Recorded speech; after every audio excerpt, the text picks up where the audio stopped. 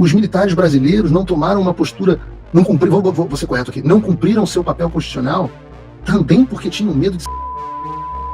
Eu já tinha falado aqui várias vezes, mostrado os fatos e as evidências que dizem que boa parte da responsabilidade do Brasil ter chegado ao estado em que chegou, boa parte dessa responsabilidade veio dos Estados Unidos. Eu não assisto, mas muitos de vocês me falam que o Kim Paim também fala sobre isso, que é bom. Se ele fala mesmo, ele tem razão. Eu tenho falado aqui há muito tempo. Inclusive, no final do ano passado, já contei essa história no ar, eu tive uma reunião uma vez no Comitê Judiciário daqui da Casa do Congresso dos Estados Unidos, na Casa dos Representantes, e no final do ano eu passei lá, já era aquele clima de final de festa, eu passei lá para sentar e tal, e bater papo com o pessoal, fazer meio que um balanço geral do ano e preparando uma estratégia para 2025. Pois é, a gente prepara estratégias. Eu sei que é uma coisa rara na direita, mas a gente para preparar a estratégia. E eu brinquei com eles que em Washington eu tinha chegado lá em 2022 para pedir ajuda aos americanos, mas eu não sabia que, na realidade, os americanos tinham sido justamente os responsáveis pela situação de censura que a gente estava passando no Brasil. E o que eles me responderam para mim, o que eles me responderam foi: Paulo, nós também não sabíamos. A gente foi descobrindo ao longo de 2023 e 2024 qual foi o papel decisivo dos Estados Unidos no resultado eleitoral e na escalada da censura no Brasil, anterior e posterior a 2022, incluindo o 8 de janeiro. E é por isso que eu já sabia que o 8 de janeiro era tão similar. O que eu não sabia era que o 8 de janeiro era causado pela mesma turma que causou o 8 de janeiro nos Estados Unidos. Eu não sabia o quanto. Eu não sabia que os Estados Unidos eram a razão do problema. E eu não sabia a extensão da eficiência do Deep State americano. Nós descobrimos, por exemplo, no escândalo da USAID, que ficou provado que o pagador de impostos americano, ou seja, eu, estávamos financiando a censura no mundo inteiro. Né? Então eu, pagando os meus impostos, financiei indiretamente o cancelamento do meu próprio passaporte. Quem fala muito sobre esse assunto é o Mike Pence. E, aliás, não por coincidência, o deputado Felipe Barros e eu estivemos aqui, encontramos durante muitas horas com o Mike Pence, o ex-funcionário do Departamento de Estado. Eu sempre falo isso para essas pessoas que acham que o que a gente está fazendo não adianta nada, né? Mas vejam a importância do desnudamento dessas informações. Acender a luz para mostrar as baratas e a sujeira na casa já deveria ser o suficiente para que a gente não cometesse os mesmos erros. Só isso já deveria valer uma enorme comemoração, mas a gente vai conseguir muito mais do que isso. Mas para vocês entenderem o grau de interferência realizada pelos Estados Unidos nas eleições brasileiras, vejam esse gráfico apresentado pelo Mike Pence num evento em Londres, cujo tema foi a liberdade de expressão. Esse gráfico complicado para um cacete, bota ele em tela cheia, Bruno, para facilitar a visão.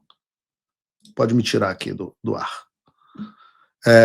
As setas em vermelho indicam o financiamento do governo dos Estados Unidos. Então, tudo que está de setinha vermelha é financiamento do governo dos Estados Unidos. As setas em verde são o trabalho direto entre as instituições que estão ali elencadas do gráfico. Tá? E aí você vê que são 3 instituições-chave das quais partiam das quais partia todo esse esquema que interferiu nas eleições brasileiras. O Departamento de Estado, a USAID e a CIA. A USAID, deixa a tela cheia, Bruno, pode deixar, financiava o National Endowment for Democracy, o NED. E juntas criaram o CEPS, o Centro para a Excelência e Fornecimento do Processo Político, fortalecimento do processo político. A CEPS, por sua vez, recebia 150 milhões de dólares por ano do governo americano, sobretudo do Departamento de Estado, para pressionar os outros países a aprovar legislações de censura. E desses 150 milhões do CEPS, 20 milhões vieram especificamente para o Brasil. Ou seja, mais de 10% de todo o dinheiro da CEPS foi só para o Brasil. Aqui, o CEPS, em parceria com o Tribunal Superior Eleitoral, depois presidido pelo Alexandre de Moraes, mas antes presidido pelo Gilmar Mendes e pelo Barroso, ajudou a criar uma série de regulamentos que permitiam e incentivavam a censura do Brasil. Pode me botar na tela de novo, Bruno, deixa no canto. Um exemplo dessa parceria foi o tal do Guia de Combate à Desinformação elaborado pelo CEPS. Agora, quem participou da elaboração desse guia? O TSE, que foi citado como sendo um exemplo de trabalho a ser replicado em outros países. Outra ocasião em que essa parceria ficou explícita foi em 2021, quando o TSE participou de um encontro virtual global sobre, abre aspas, ameaças digitais à democracia. Um evento que foi chamado de Eleições e a Transformação Digital. Quem pagou pelo evento? Quem promoveu? O CEPS e o ACD. E quem estava lá participando do evento, para surpresa de ninguém? Luiz Roberto Barroso. E as iniciativas que foram debatidas nesse evento, tudo isso aqui está público, tá, gente? Não tem nenhuma teoria da conspiração aqui, não. Está tudo dado público. As iniciativas debatidas nesse evento, que integraram o Programa de Enfrentamento à Desinformação do TSE, lembra do Talhaferro? Lembrei o nome dele agora. Talhaferro. O CEPS era a referência teórica citada no documento. Volto a dizer, tudo público. Entra no site da Justiça Eleitoral do Brasil e está tudo lá. Essas informações são públicas, algumas delas já tinham saído em vários jornais, outras informações sobre a participação americana nos Estados Unidos, diplomática, já haviam sido noticiadas pelo Financial Times ainda em 2023. Mas isso, e até pela Globo News, não sei se foi Natuzaneri, não me lembro quem fez um podcast sobre isso. Mas agora tudo isso deixou de ser uma simples informação que tinha saído em um outro site. Pode me botar na tela cheia, Bruno. Agora tudo isso deixou de ser uma informação. Estava no site, teve uma reportagem do Financial Times, o Mike Benz falou num podcast, o Paulo Figueiredo e o Kim Paim falam isso no programa deles. Deixou de ser uma possibilidade e nós descobrimos que, de fato, os Estados Unidos interferiram na eleição brasileira por uma confissão. E eu repito que é uma confissão porque nós temos este que eu acabei de citar, o próprio Luiz Roberto Barroso, presidente do Supremo Tribunal Federal, mostrando que estava envolvido até o pescoço nessa história. Bota o vídeo aí do Carteiro Reaça. Tivemos um decisivo apoio dos Estados Unidos à institucionalidade e à democracia brasileira em momentos de sobressalto. Eu mesmo, como presidente do Tribunal Superior Eleitoral, estive com o encarregado de negócios americanos, tive muitas vezes, mas em 3 vezes eu pedi declarações dos Estados Unidos. Peraí, teve quantas vezes? Volta aí. Tive muitas vezes, mas em 3 vezes eu pedi declarações dos Estados Unidos de apoio à democracia. Teve...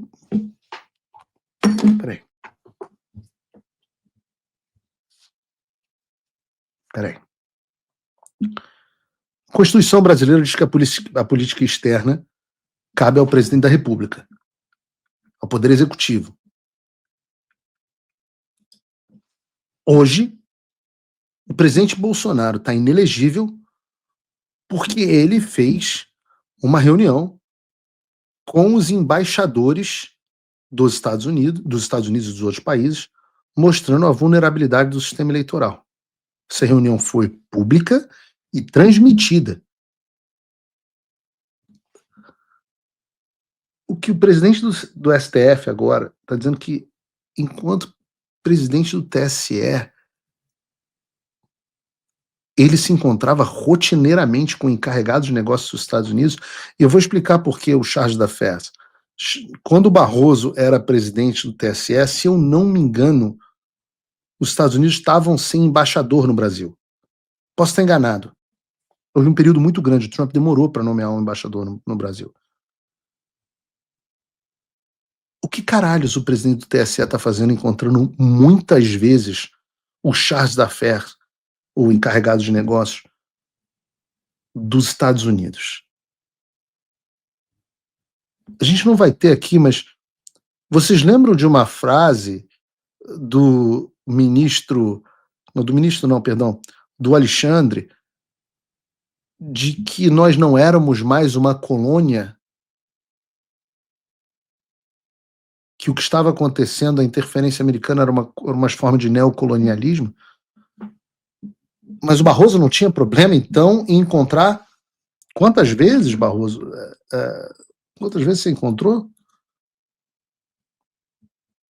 Tive muitas vezes, mas em 3 vezes eu... Muitas vezes, mas em 3 vezes... pedi declarações dos Estados Unidos de apoio à democracia. Mas por que declarações dos Estados Unidos se nós não somos mais colônia, não é verdade?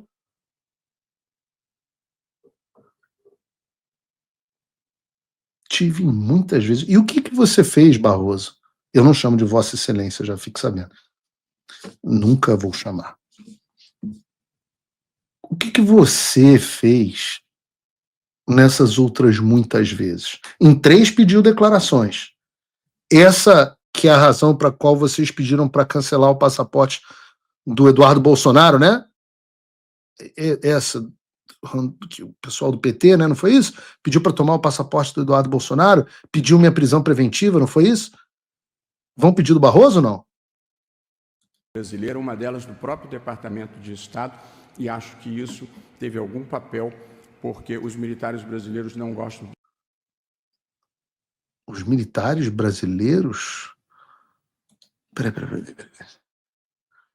Porque os militares brasileiros não gostam de se indispor com os Estados Unidos, porque é aqui que obtêm os seus cursos e os seus equipamentos.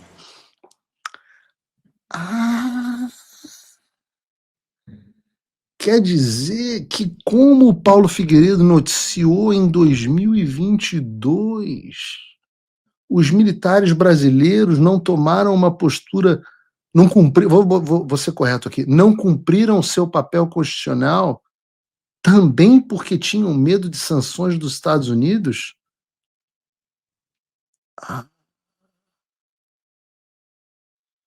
Ora. Não há nada escondido que não venha a ser revelado, não é verdade? Muito interessante. O presidente do Supremo Tribunal Federal, Barroso, confessando a interferência americana. Eu contei isso ontem, numa das reuniões que eu tive, e ficou absolutamente...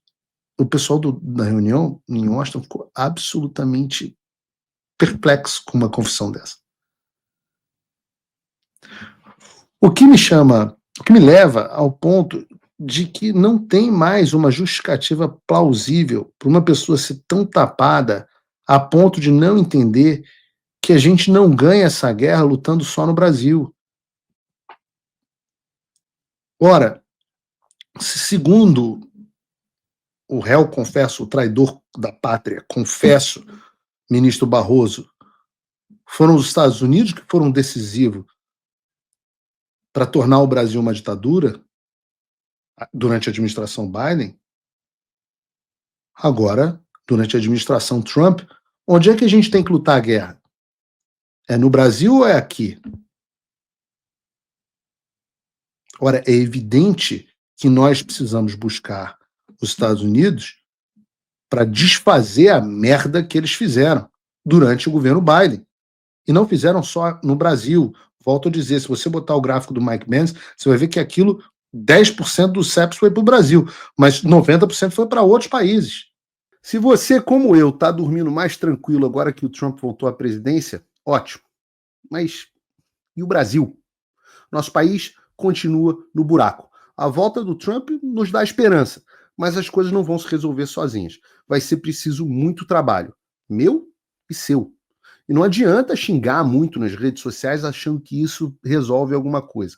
Não tem salvador da pátria, não tem um político que vai resolver por você. A responsabilidade é sua.